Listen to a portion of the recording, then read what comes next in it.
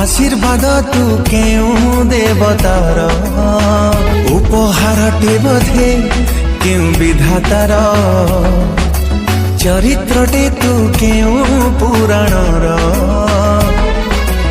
उपमाटे तू बोधे केउं कवितार तते पाई जीवनटा लागे भारी मीठा मीठा तो परे नाही कहा।